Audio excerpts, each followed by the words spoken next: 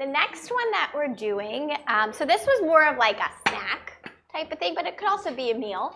The next recipe that we're looking at is based off of an Indian dish, okay? And so we decided to, again, keep in the theme of boosting those calories, boosting the protein, and using something that's a little bit different that I don't know if we've ever done a recipe using this before, but we're looking at paneer, okay? So it is a high protein form of cheese, right? That's usually traditionally made in Indian cuisines.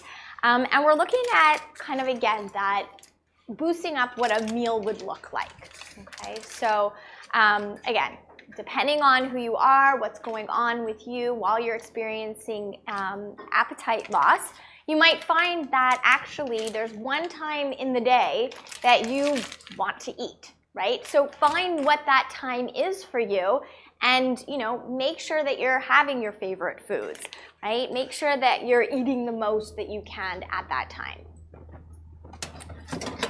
Is that my cue? Yes. Yeah, that's your cue. Back. There we go.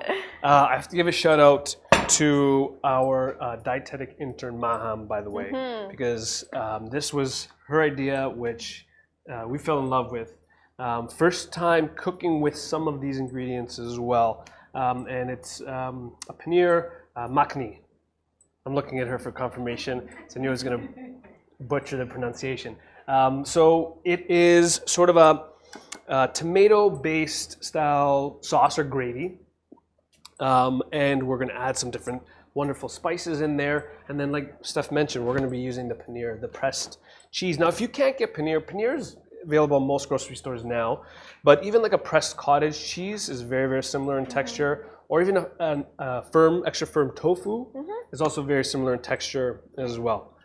So you can always swap those. But you could also use chicken, I suppose. Oh yeah, right? absolutely. Like That's the wonderful thing about this. Right. So it's really this is about the sauce that's gonna like boost lots of flavor, lots of calories, and lots. Makhani is the description of the sauce, and I think the translation just means like buttery, right? So it's kind of like a rich, and typically this would be like a very rich, buttery, very creamy sauce. And that's what we're looking for here, right? We're looking to really maximize those calories, right? So we're gonna add, you're gonna see as we go through, but I'm starting off with just regular, like a vegetable oil, any regular oil, to get everything started. And we're gonna go medium heat, and we're gonna go with some of the aromatics. So we have some onion, any onion will work, just like either slice it or dice it.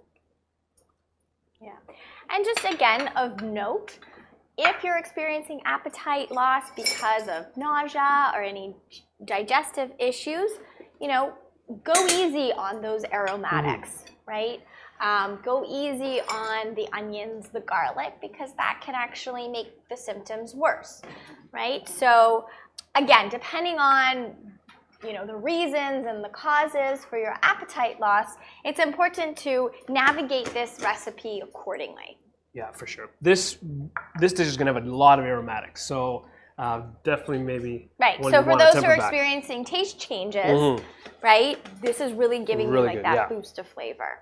So onion, I've got some garlic and some ginger. That's going to go in as well. Lots of aromatics here. And then we're gonna go in with the spices as well. This is the point of where I wanna add, especially the dried spices, because I do wanna cook them out, any of the ground spices. And you know, every recipe that is sort of consulted is usually a little different, but these are more of the traditional ones, spices that are used. So Garam Masala is a wonderful sort of mixture of different spices. So you can find it like this, and it's written on your recipe, but if you're looking for it at the grocery store or like a spice store, it's Garam Masala, which is on there. And it usually has cinnamon and cumin and coriander and ginger, just like really super aromatic, very like comforting. So we're gonna add like a good teaspoon plus of that, because I like it. If you don't like it at home, then you add less or don't add any. I'm gonna add a little bit of turmeric to this as well. So turmeric, again, is one of those spices that is really important. A lot of people, there's lots of research in it regarding anti-inflammatory properties, right? So That comes from the, reducing that inflammation. The golden brown color that you see there, the smell just hit you? Oh, yeah. The golden brown color actually is coming from a compound known as curcumin. And in order to really benefit from those properties that you find in turmeric, you want to pair it with a little bit of peppercorn.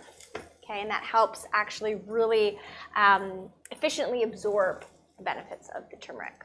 Yeah, so a couple cracks of the black pepper in there. And then that is sort of our main flavor base, right? And that's what we're looking at here. You can definitely probably smell it already as soon as it hits the hot pan and the oil there. And then we're gonna go with a couple other ingredients. Cashews. Cashews in this is gonna make it really nice and rich and creamy, super tasty. So about a quarter cup or so of that. Yeah. So also cashews, any type of nut. I mean, we're using cashews in this recipe, but really great source of those healthy fats. Right. So again, boosting the calories, but it's also a source of protein. So adding that in whenever you could sneak in some nuts, if that's available for you, definitely aim for that.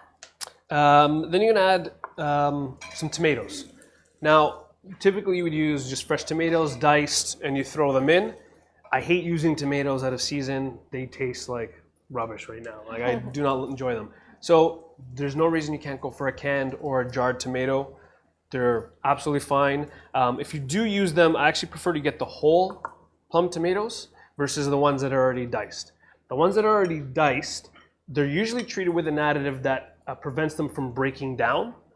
So they're good in salsas or other dishes, but if you want them to break down, don't use those because it would be very difficult to break them down. So find a whole plum tomato, and then you can just dice it up yourself. I'm going to be pureeing this, so I'm just adding the whole thing to it. The other thing is make it easy for yourself, right?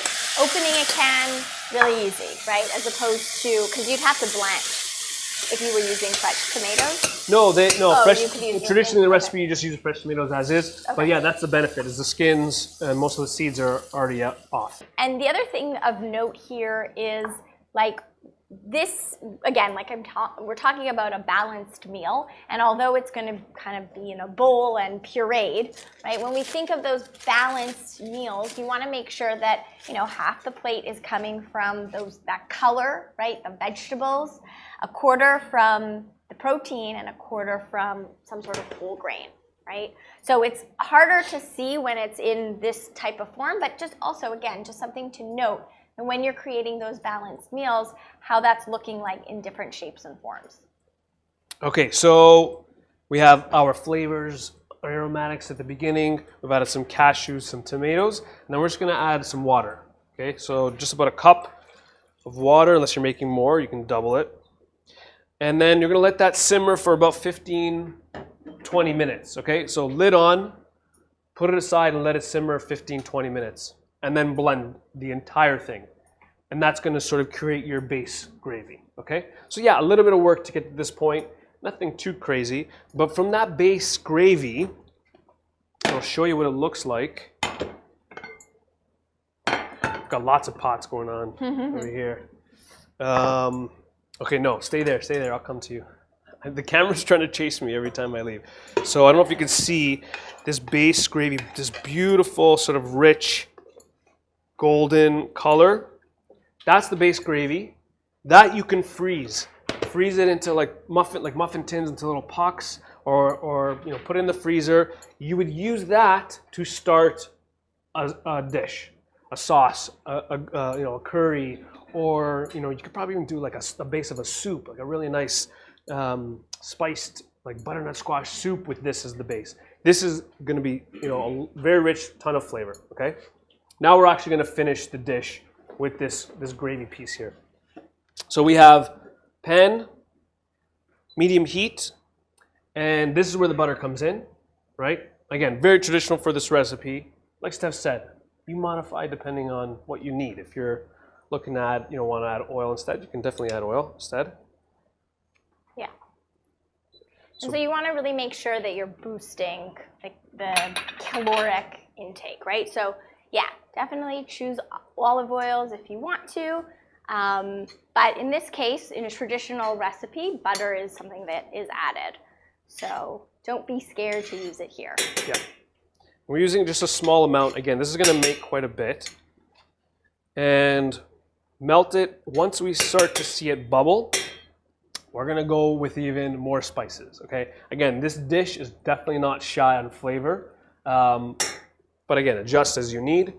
So the first thing is, this is Kashmiri chili powder.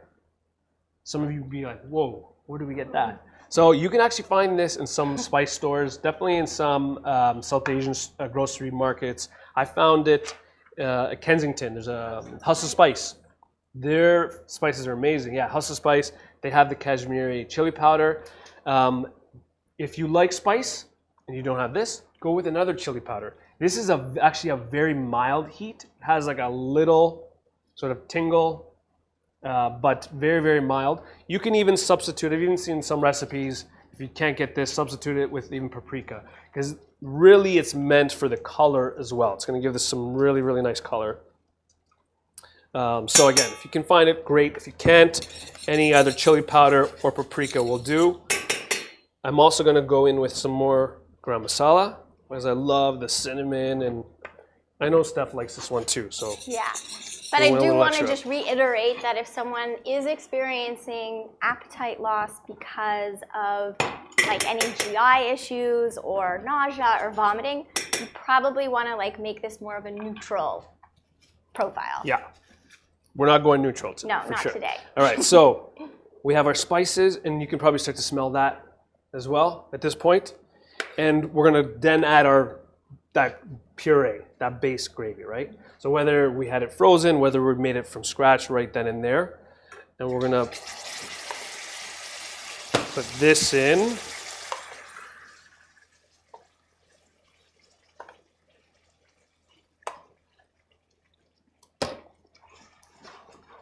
And the colors are just amazing. And then at this point, now you add your paneer, right? And we have our paneer here, which I just diced up. And it's pretty firm, so what you can do actually to soften it up is just soak it in just cold water for like 10 minutes and drain it, and it'll soften up. But add it very close to when it serves, because it will soften up quite a bit, okay? So we're gonna add our paneer here. Yeah, and again, this could be any protein that you want. You could have chicken, tofu. Oh, leftover chicken would be fantastic in this, for sure. You'd have to cook, right, in it. So you might want to use like a baked chicken first and then add it in. But again, it depends on like what you have. And that's actually a really good point, because you could use your leftover chicken and then kind of make it into a second meal, right? This is also a good opportunity, make it more of like a balanced meal like Steph talked about, and start adding some veg to this. I don't know if it's traditional or not, but some recipes, I'm looking for like I'm getting them, maybe.